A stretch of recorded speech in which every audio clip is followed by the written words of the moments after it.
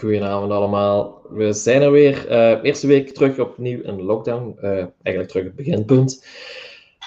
Voor de Belgen alleszins. Nederlanders nog heel even wachten. Maar ik heb ze vermoed dat jullie ook nog gaan volgen voor de eerste keer wel. Maar in ieder geval, welkom allemaal bij onze volgende uitzending. Het is vandaag met iemand waar heel veel mensen naar uitgekeken hebben. We zitten op Arn. Ja, digitaal toch alleszins. Dus ik ga niet te lang rond de pot draaien. Please welkom Mariella. Hi Mariella. Hi, how are you? I'm fine. Hope you're fine as well. All good. Surviving. Okay. Sunny Glasgow? Absolutely no chance. No, it's been horrible these last few days. We had a good Saturday last week, and that was it. And then I didn't see the light of day since then. So just lovely and great. It's kind of like the same in Belgium. Like I said before, we are on lockdown at the moment, so everybody wants to work outside in the garden and isn't capable of doing it. So hoping for better weather. Yeah. But enough about COVID and Corona, because everybody's talking about it. Let's talk about whiskey tonight. More importantly, it's your brand. I can't say that. It's your brand, and it's all about our. Yeah. So yeah, lovely. Great company. I've been working for the company since January last year. I work as a global brand ambassador with that, which doesn't make any sense these days, but but it was a great job until it lasted, and yeah, just very nice opportunity. I always wanted to work as a brand ambassador, like in a bigger role, and I love to travel as much as I like whiskey, maybe even more. So I thought, why don't we just combine the two things? And I got this opportunity, which is great. So I moved up to Scotland. I live in Glasgow now, and I tend to talk about whiskey as much as possible and travel the world as much as possible. It's nice working for Iron Distillers because it's an independent company. And I always worked for independent companies just because I think they give you a little bit more freedom to be who you are, which is great. Hiya. And I can just, be myself. There's a good connection, with everyone in the team. We're pretty friendly and nice. We're all whiskey lovers, it's a small team as well. So you are listened to. Everyone is a voice and opinion, which is great. And the whiskey is not bad, apparently. So. And how does a young Italian girl, get involved in the whiskey scene in Scotland? Because Italy, it's known about a lot of things, but not about whiskey. Yeah, that's what I keep saying. I'm always, every time I'm in Italy doing a show, like a tasting, and I meet all these, whiskey people, like Italian whiskey people, I always feel so out of place because they know so much more than I do about whiskey in Italy. And I am always like the weird one that is forgetting how to speak Italian to begin with, because I've been living in this country for too long and I don't know anything about it. But I just moved to London when I was 21, 7 years ago, and I tried my luck. And I just said, "Oh, hi, Juliet, hi, David." I tried my luck, and I thought, why not give it a try? So I left the boyfriend, I left the family, I left uni, I left everything behind, for real though, pretty sad. And I just moved to London on my own. And I thought, well, if, nothing happens now that I'm, young, I don't know when I need to experience, adventures in my life. And just like any other Italian immigrant, I started working in a bar, which is a classic in London. And very soon I realized that I was much better at drinking, at tasting things instead of making them. So I'm not really good at, I'm very good with flavors, but I'm not the best bartender out there, for sure. You're better in front of the bar. Exactly. So I tried whiskey. I tried Lagavulin 16, which was hi Paul, which was the revelation. So I tried Lagavulin 16, never tried Lagavulin 16 or Scotch whiskey in my life before. Oh hi, so many nice people, so many friendly faces.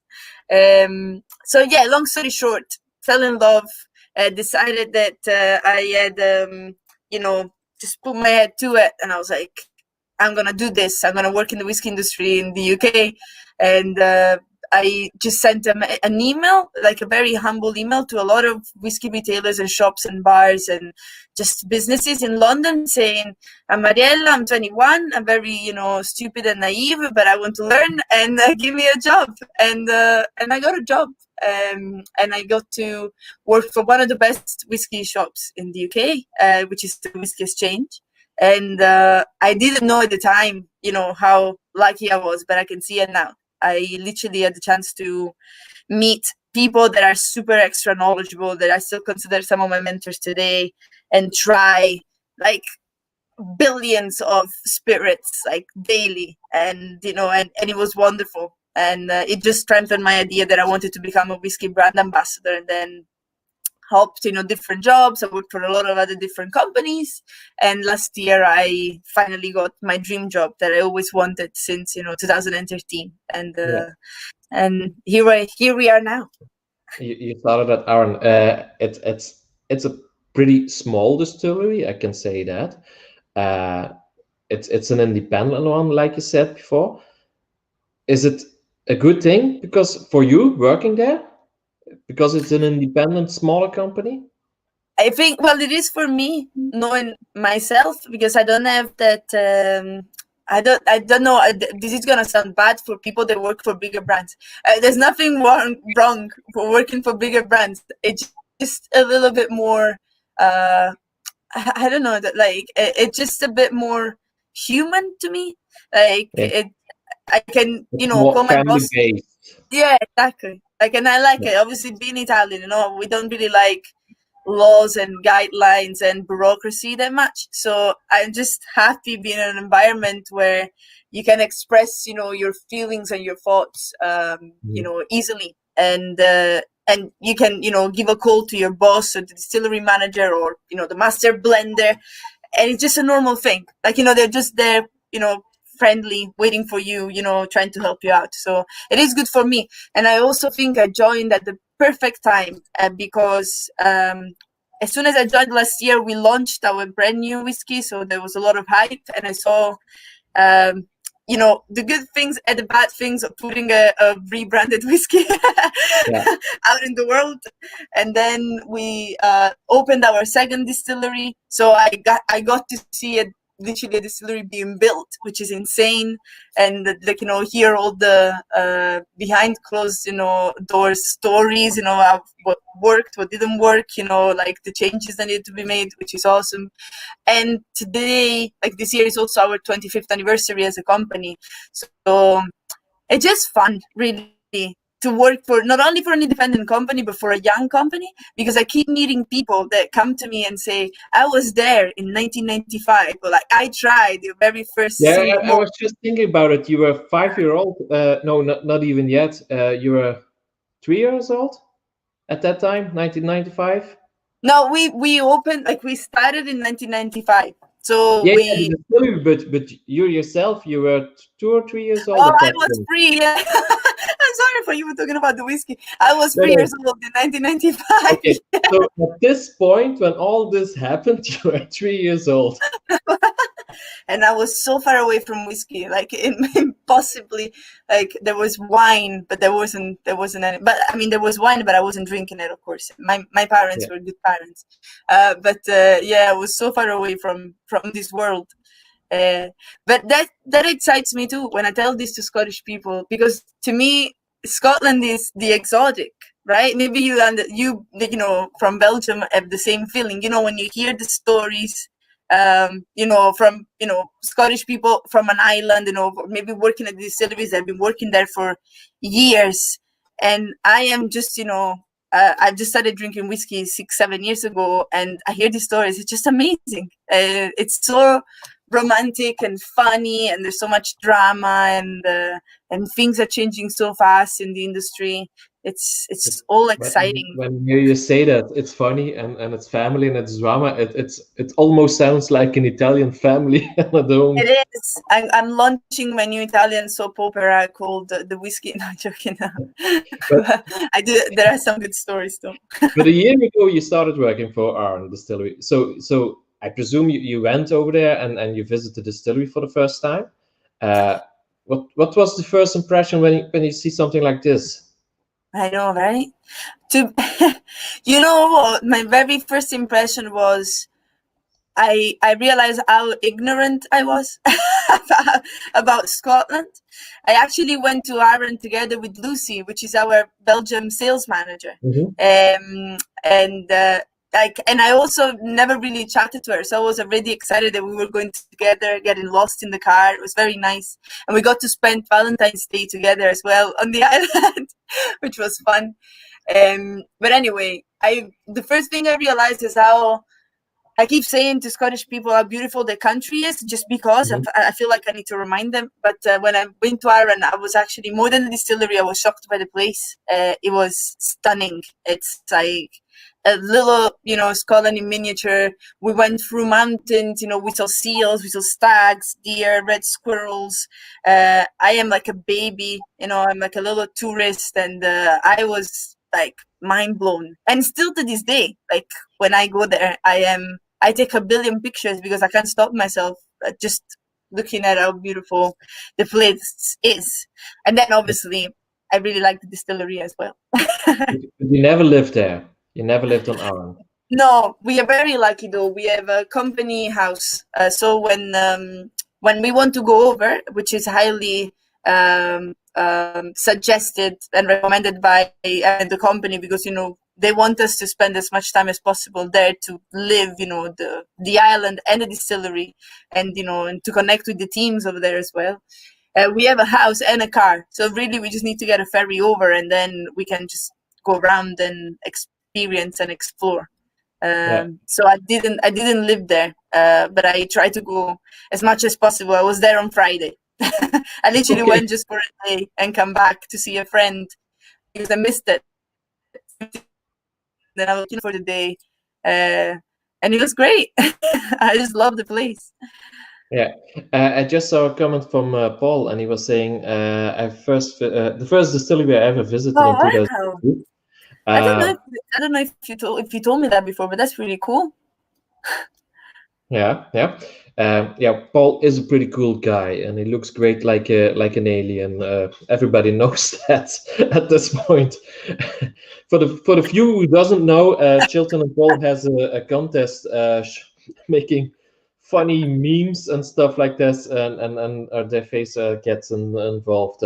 And at this point, Paul is on the winning end. Nice. Are you doing something like similar?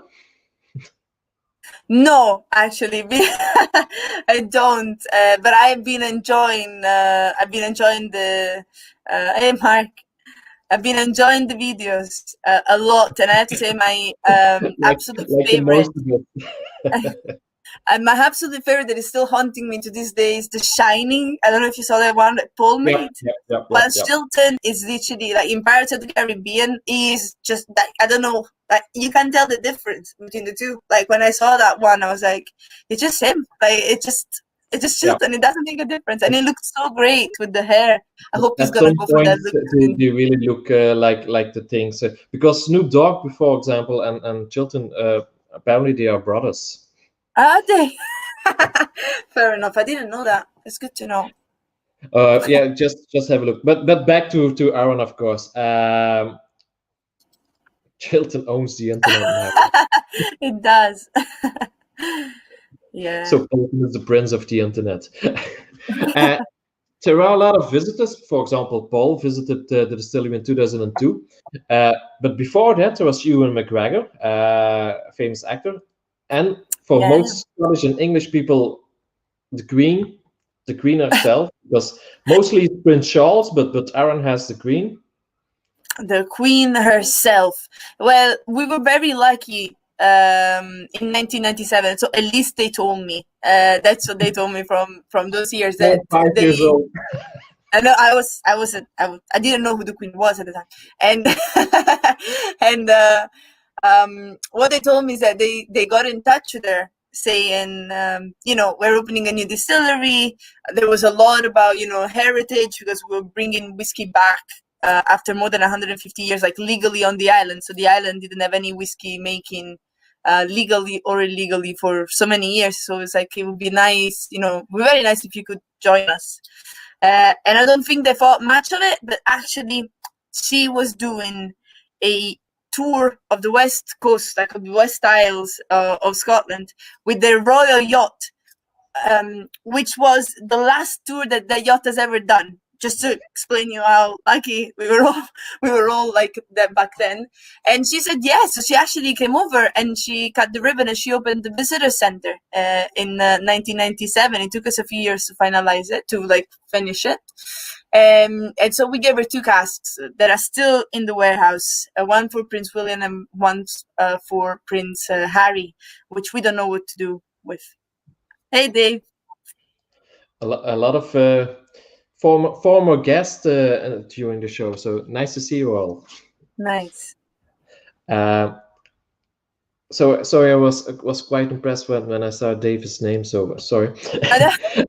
we were talking about back there. You're like, oh, it was like, oh no, even Dave is coming.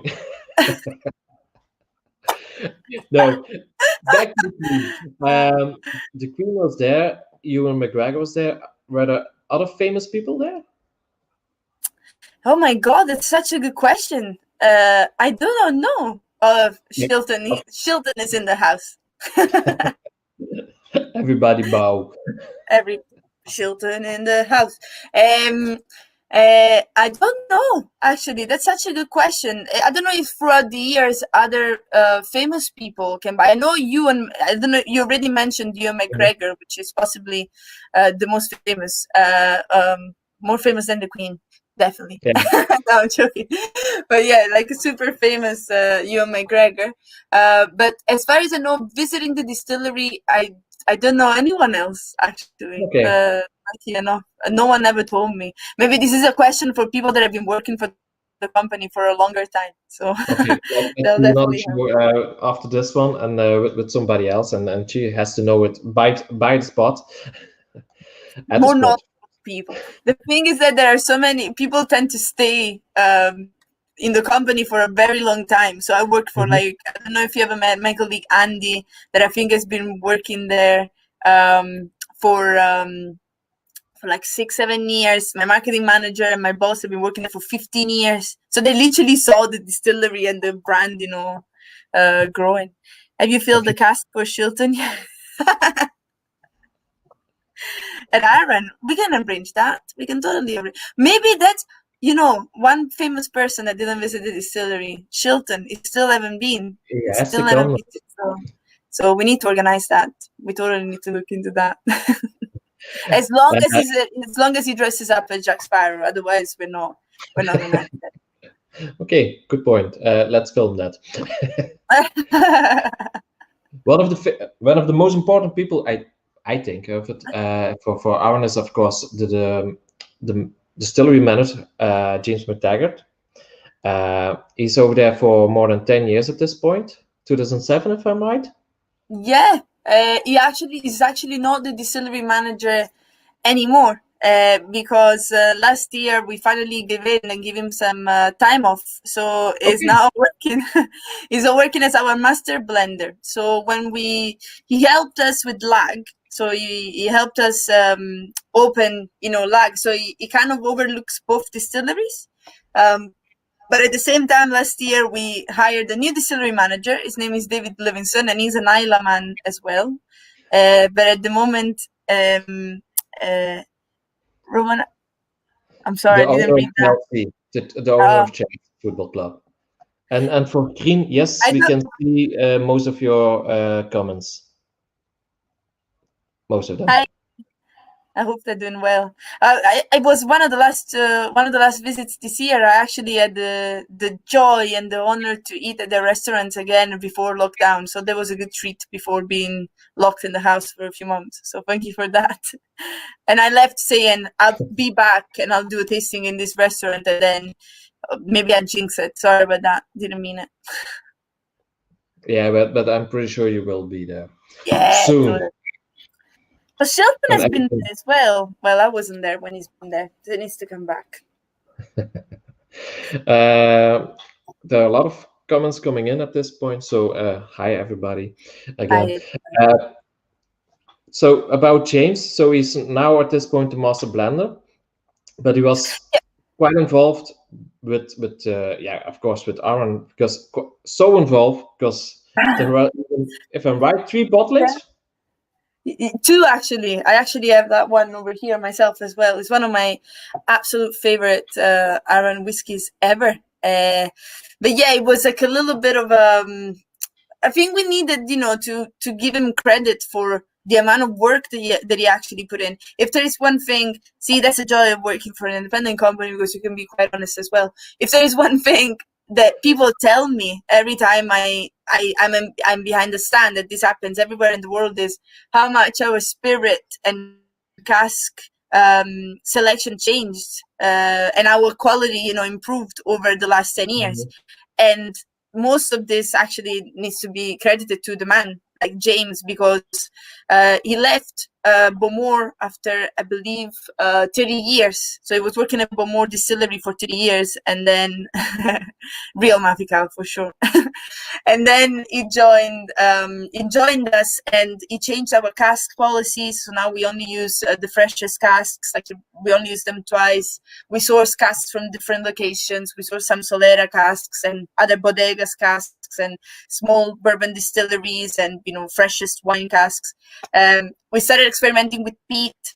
So that if, when we opened Lag, obviously he had a big part in that as well. Working for Bowmore, he knew quite a lot about peated whiskies.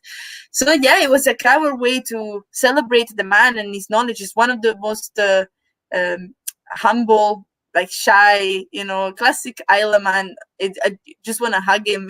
Everything is very slow with James, and it's such a nice man. And I just want to drink with him and like listen to all the stories that he has most of the times. It's such a nice man. But yeah, that bottle, I don't want to, I'm not here to sell you the whiskey, but if you ever get a chance to taste it or even get it, it's a bottle I spent around 10 years, I think, in bourbon casks, like the freshest, like first fill, and then it's been put into Solera of Palo Cortado 1968 casks from a bodega, which legally we can't really mention, but it's like one of the smallest, quirky little bodegas in Jerez, which stopped the Solera, we stopped the whole vintage, so we actually bought the whole system. We bought the whole pyramid, which is a big investment, especially for a company like us. But it's Palo Cortado made from Pedro Jimenez grape. It's just very, if you're into your geeky, sherries, it's just like, mind blowing, like, the amount of stuff that they produce and the whole, cask selection that we used. It just give it like a musty, sort of quincy, old school, dusty, like Brancio sort of taste, which I absolutely adore. It's like super fruity, but also super old school, which is a great drum. Yeah, we had a tasting last week with Cascade, the members, and he was in there, and it was a blind tasting, so nobody knew for one person we knew, but there was a lot of comment on it, and it was like 50-50. Yeah. 50% was like, this is great, this is the best one. Just to remind you, it was a blind tasting, and the other one was like, I don't know what to think about this. I know. It's so funny. The first time we tried it, the first time we tried it too, Andy and I sat down in our office, and we were trying to write tasting notes, and we looked at each other and went, I don't know what's happening here. Like, this is so weird. And it took us 20 minutes because we first let it breathe, and then we had a little bit of water, and then we got back to it. And by the time we tried it like 3 or 4 times, we were hooked and was like, this is so weird but wonderful. So I think it's a bit like a Marmite whiskey. You either are into the sort of, style, or you're not. Yeah, nothing wrong in saying if you didn't like it, so it's fine. I liked it, but it wasn't a problem. Talking about the man, of course, and you mentioned it before. In 2019, there was the start of the new distillery. Here they are just before they started. So this is it's a traditional thing that happens when you buy the land before the distillery is built. It's called the cut of the turf. So they have a cutter here, like a spade really, and they're cutting the ground before construction begins. And this is obviously, on the left is James, and on the right is my boss, Ewan Mitchell. And this was actually 2017. It took us 2 years to finalize the distillery. And then in May 2019, we finally opened to the public as well. So here it is. Very different, isn't it? It very looks different great. from Locranza. When another distillery in Scotland reopened, there was a lot of comment because it looked like I know where you're going with that. We can honestly say this is a thing about Laag Distillery, because it looks very modern, but it's still like a distillery has to be has to look like, in the most common sense of a distillery. But it's brand new. It's when you compare it with the Aran distillery, this is a completely different style. Yeah, it's massive. We still went for I call it like the compact style, where you have one distillery, one room, which works very well for us. You don't have to open a billion doors. You just need, one room, like, fits everything, which is great. But we obviously gave ourselves so much more space for future, improvement, like, to put in like another pair of stills, or, hopefully in the future. We do have, I think, 4 washbacks, so I think it's okay for now, and a very big mash tun. But compared to Locranza, obviously it's massive, and lots of differences in terms of equipment, especially the stills. They're very, very different, because at Locranza we're all about making, I call it a space side from an island, like a very fruity whiskey, full of character, quality fruity floral spirit. But at Laag we really want for heavy, rich, and obviously heavily peated instead. So we have bulky spirit stills. We do cuts that are a little bit lower, and our stills a little bit faster. The word is not as soft as one. Now you're stuck. Oh, so. Oh, sorry. You're back? No, you're not.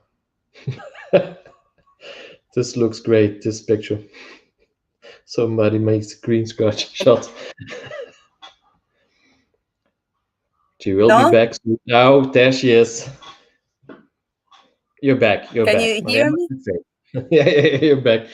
There were a lot of screenshots, I think, but you're back. So you were telling about the difference between these 2 distilleries. So sorry, please go ahead. I don't know how much you heard of what I said. Anyway, I don't think you heard a lot. Oh, great. So here we go again. Main differences. Locranza, we're trying to make a fruity floral spirit which still has a lot of character. So I call it like a space side from an island. Very nice. Lots of in terms of like flavor profile, quite complex, but very easy to drink. While at Laag, we're doing a heavily peated whiskey, and we also want it much richer and heavier, because we want the peatiness to shine as well. So we run a bit of a faster distillation, distills, they're like, especially the spirit still is bulkier. So we try to get reflux in different ways. Obviously we use barley, which is 50 ppm. We use water, which is not as soft as Locranza. So there are a lot of differences between the two. I think hopefully in 2 years' time, when we have lag whiskey, you can tell the difference between two separate brands. That's what we want, really, just two different entities on the Isle of Arran. So is that the reason why they are on the other end of the island, because one is on the north side and the other one on the south side? Yeah, in all honesty, we couldn't find space up in the northern side. We actually, the ideal option was to build a distillery right next to Locranza, but unfortunately we couldn't for many reasons, which I don't think I'm allowed to say. So we we decided to go all the way down south, because I don't know if you saw the pictures before in the presentation. It's a complete different piece of land. First of all, it's a complete different scenario, which just overlooks on the sea. You can see Campbelltown, and to hi to all the Campbelltown friends, and Northern Ireland on a clear day, and Elsa Craig. It's a complete different, setting.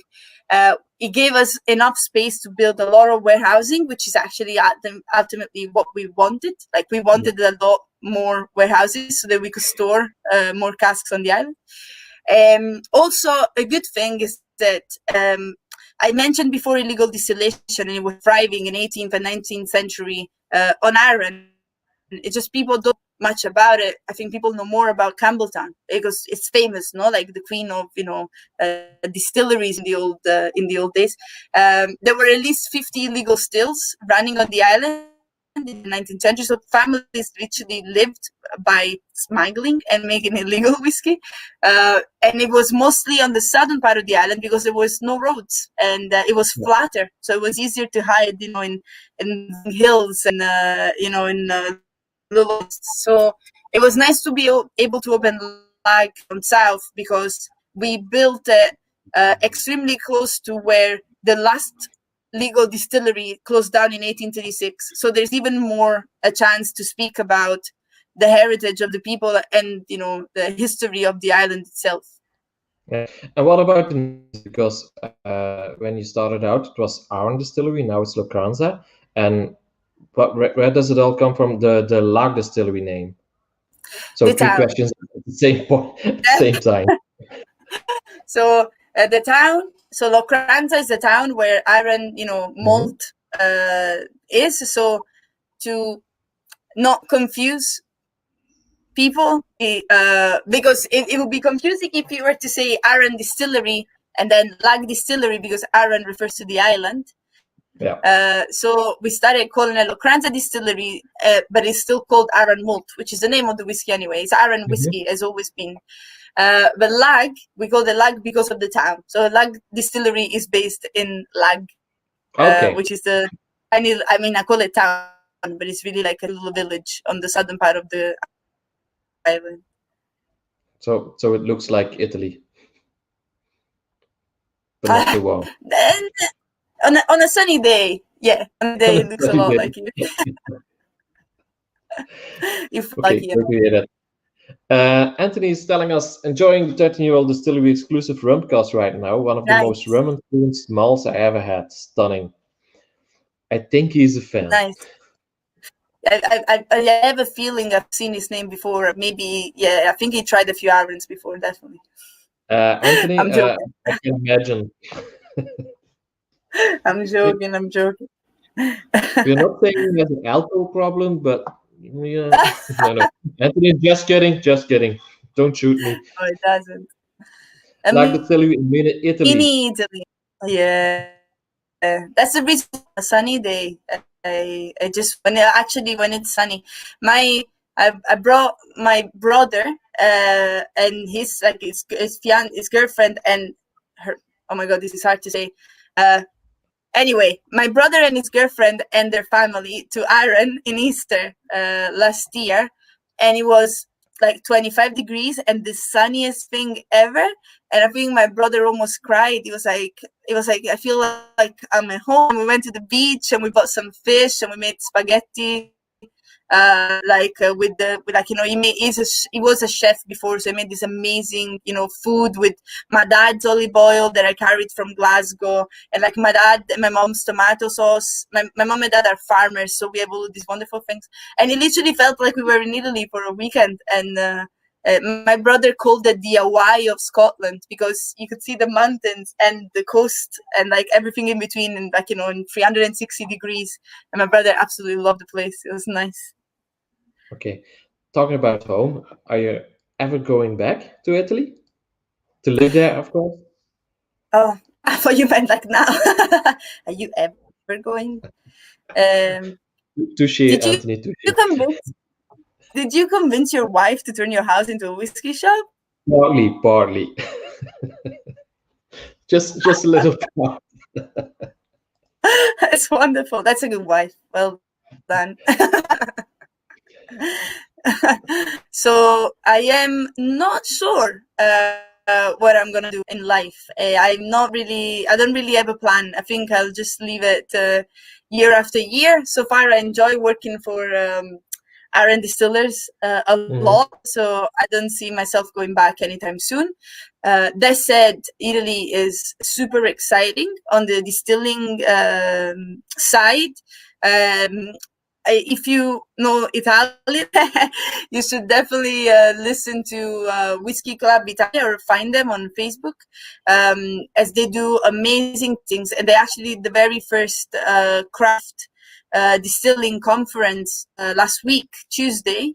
And I did, again, like, I am clueless what's happening in Italy, but there's so much happening. Like, there's billion new distilleries, super talented and keen people. So if I wanted to go back and still work in this field, I think there'll be a lot of opportunities. Obviously, if they take me, like, if they hire me.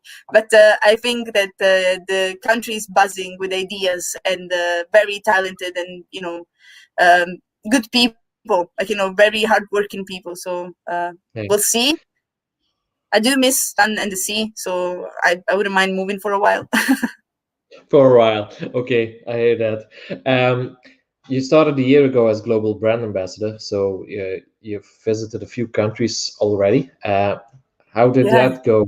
Because, okay, you lived in Italy and you went to England and to Scotland, but that's for a completely different reason. But now you have to live on hotels and on airplanes, so it's quite different.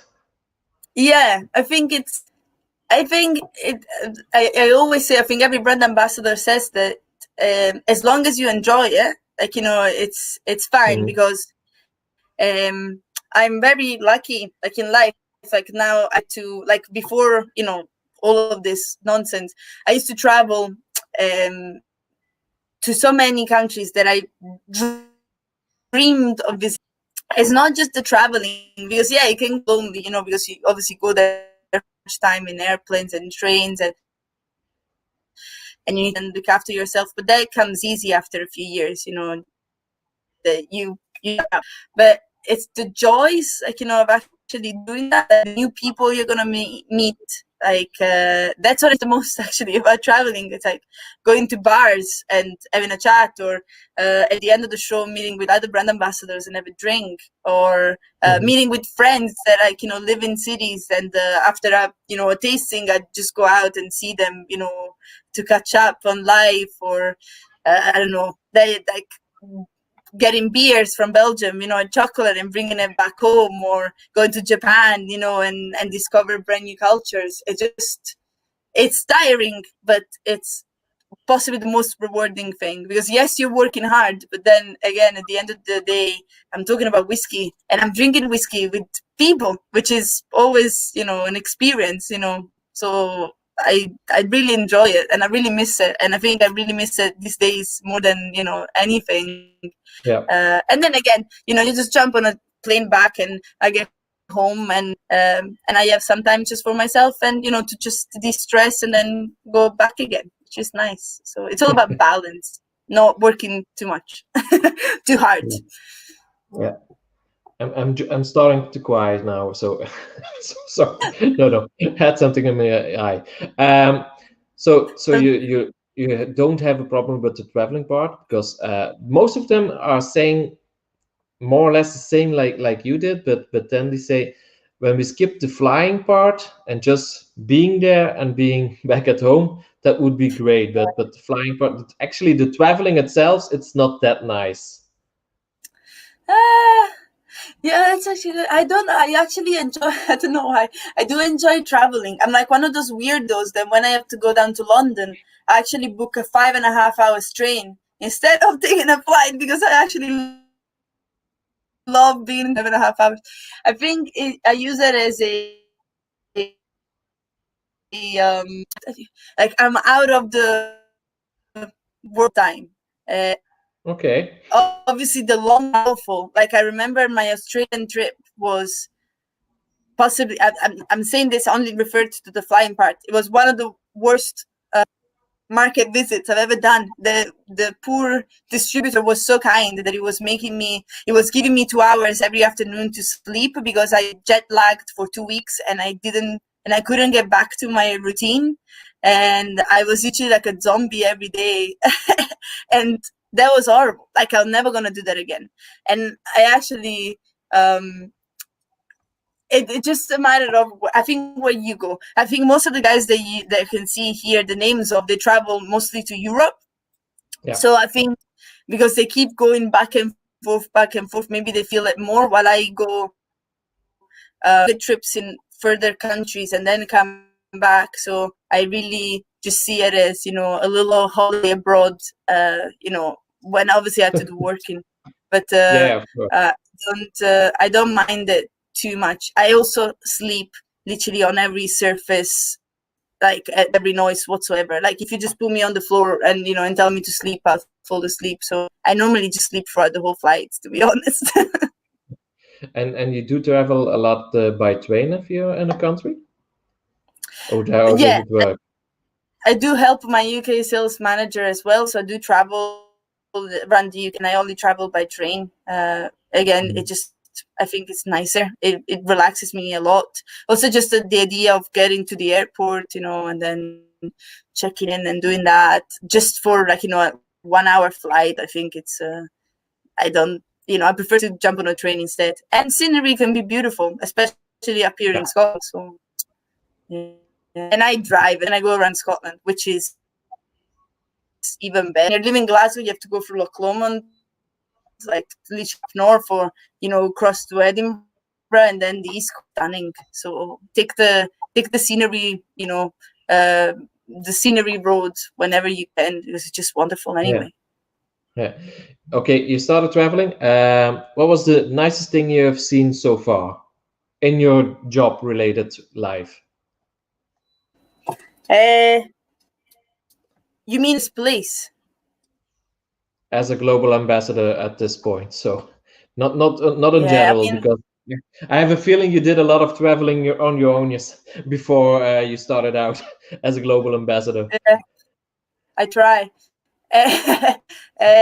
I still think Japan was I am a big Japanese nerd. I love everything, about Japan, but actually finally seeing with my own eyes the love that Japanese people have for whiskey is like, there's nothing comparable to a night, like a bar crawl to Japanese whiskey in Japan, like wherever you are, like in Tokyo and Kyoto, or the countryside, wherever you are. It's mesmerizing, wonderful.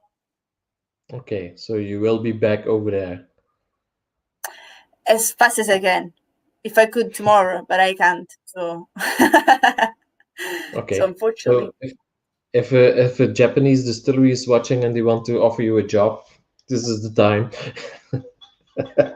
I know this shows you how geeky I am about Japan. I've actually started learning a bit of Japanese on my own, just so that I understand people. And Belgium, Yeah, like and Belgium. And Belgium, of course. But Belgium is a different relationship. I've literally grown into Belgium. Like the very first tasting as an international brand ambassador with Alex were in Belgium, and I was the most inexperienced like person in the world. I have memories of like some tastings that I was starting to learn, like my job and how to present whiskeys and tell stories and stuff. So I've been, I've known the net for now like 4 or 5 years. So it's just different. Belgium is almost like going back home now. You keep seeing, and then you go to the shows and you don't know the names of the people, but you see them every year and you just recognize their faces. It's awesome. Yeah. It's I can imagine it's a strange feeling because it's a small community in actually the Flemish part, because we are a bit separated, but it's kind of like one big family as well. So I can imagine what you think. Yeah. So what everybody knows something. Anthony's saying Nice and Kinroy are told to be crazy as well. It depends on which brand ambassador is over here. If he drinks a lot of beer and a lot of whiskey, sometimes it gets crazy. But I'm fairly sure it's for at most places the same. Yeah, Chilton was over here when he stole a pumpkin, just so you know. So Stole a pumpkin. Yeah, from one of my neighbors. Or from a neighbor. Did he leave a bottle of Paul John instead, just as an apology? Like, there you go, a pumpkin No. He offered to me, and he said, "Now it's yours." And I was like, "What the hell am I doing with a pumpkin?" Have you ever been to the great city of Genk? Funny, Chilton. Funny. Genk is the last station when you travel by train if you're in Belgium. Oh, it's true. Yes. Did you give citizenship? I think Belgium should give citizenship at this point. I mean, you guys should work on it and just make it. A few years ago, we had a chat, and I was saying to him, why don't you live in Brussels, for example, or Antwerp? Because there's a lot of beer. Traveling stays the same. And he was like, yeah, maybe one day. It's like when you're dreaming of Japan, he's dreaming about Belgian beers and stuff like. I get the joke now. Have you been to the great? Whoa! No, actually, when you travel to Genk, it would feel like home because there are a lot of Italian families living in Genk. True fact. Nice. So maybe next time I should ask the Nectar to bring me there as well.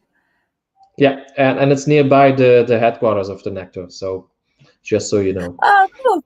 Fair enough. Well, I'll add it to the list. I always want to visit. I love traveling. I would love to see the end of the world. So, Genk sounds. It's added to the list of places that I want to see. Yeah, we live near the Dutch border, so it's the end of the world for the Belgian part, and then it starts with the end of the world of the Netherlands. So it's quite nice. But make sure to travel to here. Here he is again. One policeman to keep the city safe. He had fun over here. Let's keep it with that. Mariella, you're young and okay, you're beautiful. And I always I did the same question with some other people. Of course, you have the ugly guys like Paul and Chilton. They don't have a problem with that. But when you're at a show, a whiskey fair, and then you have the drunk people, and mostly the drunk men. How do you cope with that? Because at one point, I can imagine they are not that kind or polite. Yeah, I think tough question. So, first of all, thank you for the beautiful. That's very kind. Appreciate the compliment. And second, I think you always get people, in different scenarios when alcohol is involved. And I think I think I deal with the situation based on actually how I I feel. So I am a human being at the end of the day. That's the truth, like the honesty, is that if I'm being patient and like nice, then I'll try to deal with them in a patient and nice way, by not using swear words or punching them in the face. Yeah. If I feel tired and Italian and angry, I think I can deal with them in a rude way, and it happened before. That bad situations happen, and then I am just very rude, and I don't want to come across as rude, but yeah, I think That's the Italian temperament. exactly. Sometimes I just can't control myself. But in all honesty, though, it does happen. It does, and very rarely makes me feel so uncomfortable that I can't, deal with, my job, but I can do my job. And when it happens, that someone makes a comment or just says a thing, I'll either just ignore it completely, or just say, in my head, I just think, listen, this is my job. I know what I'm doing. I'm not trying to be arrogant. I'm like, we can talk about whiskey in a friendly way, and if I don't know something, I'm happy to learn, but I'm not here just I'm here as a brand ambassador. I'm not here as a woman brand ambassador, or as an Italian brand ambassador. I'm just here as a person, as a human being that has a job. So I just hope that people will respect that no matter what. And Yeah. I mean that for everyone, for it's not just a sexist thing. It could be also like racist thing or anything. I just would like to be respected as a human being. That's literally it. Just want people to be kind, and I want peace in the world. So Okay. Yeah. yeah, You that's did never a good gonna job. happen. Yeah, really. But It's you know what I blame you mean. completely now because the Pope was there over there, and okay, we get it now. I know. Mom, if you're watching, I'm being nice. Wow, great. What's your favorite Aaron whiskey at this point? Aaron or Luck, if you ever had one. Uh, Good. Still, I think to this day, if I had to choose one bottle out of the core range to drink forever, it would be the quarter cask. I am uh, a bourbon cask lover, so I go against the tide. I truly enjoy bourbon casks, matured whiskey, especially when fully. And the quarter cask is first filled bourbon and then moved into first still bourbon, so there's this sort of like punch of coconut and mango and tropical fruits, and it's spicy, it's lively, it can be a bit hot, but it comes down and gets sweeter with time. I just love that. I absolutely adore bourbon cask whiskies, and I tend to prefer them over sherry cask whiskies, which is not really what's happening in the in the industry at the Yeah. moment. But I do tend to prefer summery flavors, spring-like flavors, Okay. more floral and fresh fruits. Is it your favorite whiskey in general as well, or is that a different one? I don't have one favorite whiskey in general, but if Just the style. yeah, the style. I always say go to a normal pub in Scotland that has a few whiskeys, like a good stuff. If there wasn't an Aaron 14 or a quarter cask, those are the 10. Those are the ones that are older. Otherwise, I'll definitely go for a Springbank 10, or they did a 12 bourbon cask strength, which was awesome, or 14. What else? Classic, Bowmore, Caldila, maybe possibly every isla I'll drink. I don't know. I think it really depends on the mood. Sometimes you try, one of the things the other day before bars closed, I had a Craigellachie 13 in a bar in Glasgow, which was delicious. Yeah. It's nice to try other people's whiskeys sometimes because you forget them. So it's nice to see what's out there apart from your own range. Okay. Being Italian, I have to ask this: a whiskey matured on a wine cask, yes or no? Yeah, totally. I mean, the Amarone is one of my absolute favorites of the range. I don't mention it because I prefer bourbon casks first. Yeah. But And what I like, I know this is gonna sound like I'm a snob, but I like wine cask finishes when they're not too overpowering.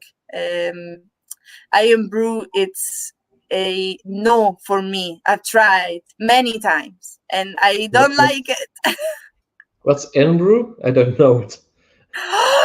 You know what Iron brew is? Iron brew is a Scottish soft drink. It's orange. It's very orange. Like you recognize it. So yeah, amazing Scottish marketing as well. If you look at the ads, they're like brilliant, and it's just super sweet. The first time I tried it, I was hungover on a ferry with my old boss Ollie, and he said on Isla, and he said you should have iron brew because it helps your hangover.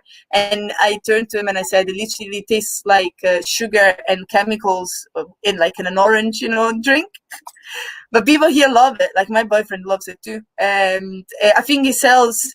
Paul can help me with that. I think it sells more than Coke, like Coca-Cola here in Scotland. Yeah. Okay, I never tried it. I've seen it, but I never tried it. So that's why I did. Try. I don't drink iron brew, but if you give me an iron brew slushy or ice cream, I wanted a iron brew Ramos Fizz, like the cocktail, which was shaken, made like a foam. Absolutely love that.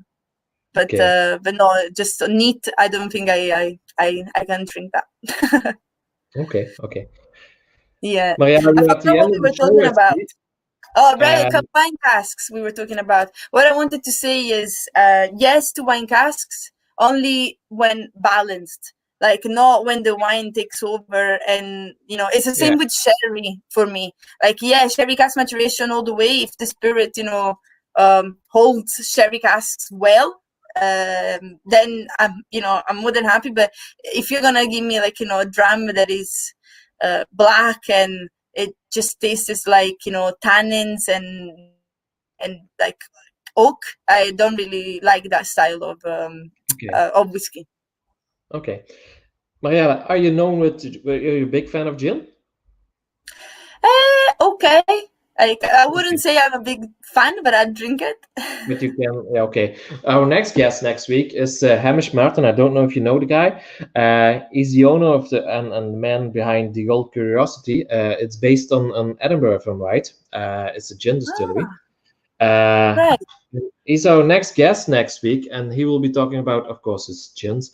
But his dad is known as well because he was one of the first men who had as keeper of the was one of the first who was keeper of the cage. So I'm looking forward to that chat. And then here he is. Anthony is again back with Last Border Control. They were so busy looking at my 24 cans of Enbrew. Okay. Good they didn't check your whiskey bottles instead. Did you have lots of cooking moments last week? I'm having lots of cooking moments every single day. And remember at the beginning of the year when I used to enjoy it? Now I am enjoying it a little bit less because I'm a little bit bored. But what I'm doing is I'm watching a lot of I'm using a lot of cookbooks, and I'm actually watching a masterclass of different chefs so that at least I try to cook something different. So I'm not cooking Italian food every day anymore. I am actually trying new and exotic things in the kitchen these days just to keep my mind sane.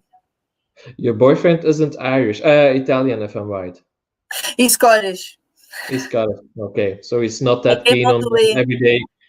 I came all the way to Scotland to find a Scottish boyfriend, and I did it. Housewife. Yeah, no. He does the dishes. He does the dishes once I finish cooking, so it's okay. We have a deal. Okay, Green says cooking training at Kluizen, and I think a lot of us can enjoy that as well. Because we can all learn from that. Absolutely. Yeah, I'm pretty sure.